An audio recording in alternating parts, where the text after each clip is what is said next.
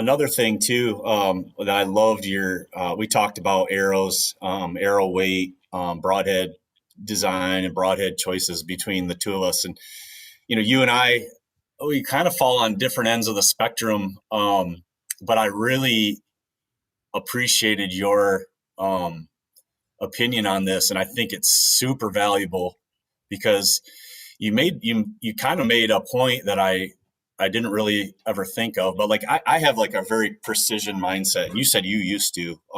So Yeah. I'm all about like accuracy and pinpoint accuracy, and I practice like long range. I take a lot of time like tuning my arrows and my bow to get the most forgiving setup possible. I'm practicing out, 80, 100 yards, trying to shoot these little tiny groups, and that's what boosts my confidence, right? And I've always been a mechanical first guy. I shoot a lot of deer with fixed heads too when I'm ground hunting. But I've always been kind of more of on the mechanical side because it is a more forgiving setup at range in windy conditions. If I make an error, if I apply a little too much thumb pressure on the shot or a downward angle where my form isn't perfect, it's a little more forgiving. But when I asked you about that, I loved your theory on it. And you mentioned how, you do favor that really heavy arrow with a big fixed blade. And I loved how you put, you could have like say a 2-inch mechanical and you think, man, a 2 inch is a cut. But if you only get, 8 inches of penetration or 10 or whatever with that big 2-inch mechanical, I mean, that's good. And maybe that deer's dead. But, with your setup, it's like maybe yours is, I know you do use a big one, but even just a normal fixed head, say 1.25 inches, or, an 1.5 inches would be a pretty big one. You think that 1.5 inch cut, but what you're not really taking into account is like all that cut pushing through the entire animal, whether it's a frontal shot and you're getting the full length of the animal exiting out the rear, or a steep quartering away shot. So can you touch on your thoughts on that a little bit, and why you choose to use such a heavy arrow, and all your buddies on the show are using heavy arrow with that big fixed head broadhead? Yeah.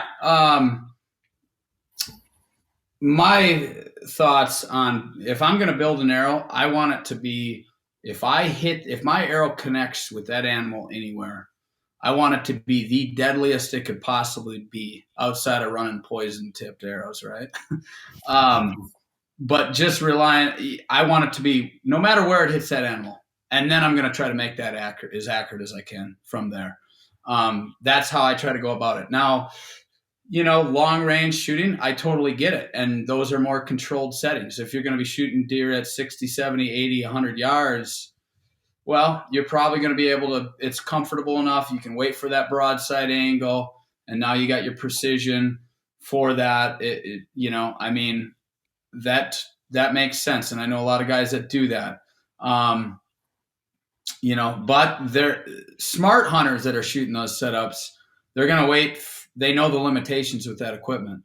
Now, if you're hunting them on the ground, even at that range, a lot of times those situations are going to be pretty controlled. In the earlier videos, I shot several, 15 years ago, at 60 plus yards back then. And those were, we were on the ground, but more controlled, had the time, could wait for them to get broadside, draw, I was a controlled process shooter. That's what I was, or what is known today as control. I call it conscious control, but nonetheless, very good at yielding accuracy. But I saw scenarios that started to play out where, especially you start pushing, these situations on the ground, you start getting in 25, 30, 35 yards, high intensity situations. And I noticed it got really hard to read the reaction. How much is this animal going to react? Because I've seen high tense whitetails drop what looks to be 14, pushing 16 inches at 35 yards. And I've seen them drop 2 inches, fully intense, both animals.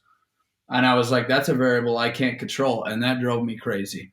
So I think an archer should always strive to be the most accurate they can be, but I was like, I got to start to look at other factors than just that, because that's a variable that I'll never be able to completely control. And then you go down the road of high intensity situations, especially when you start dealing with 4, 5, 6 year old animals.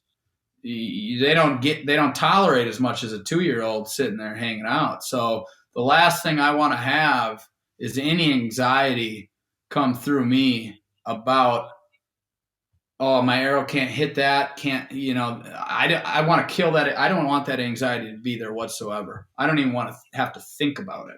It's like, boom, I got a second, and who cares if I hit the shoulder or not? And so I try to push that threshold.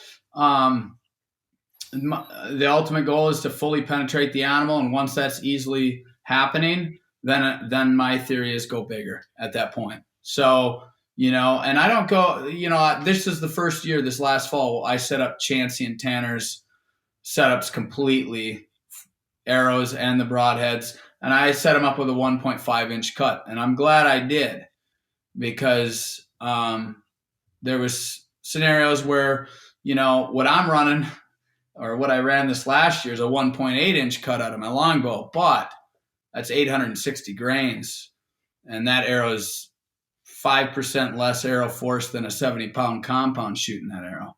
So I'm basically, my arrow has more force than their arrow actually does.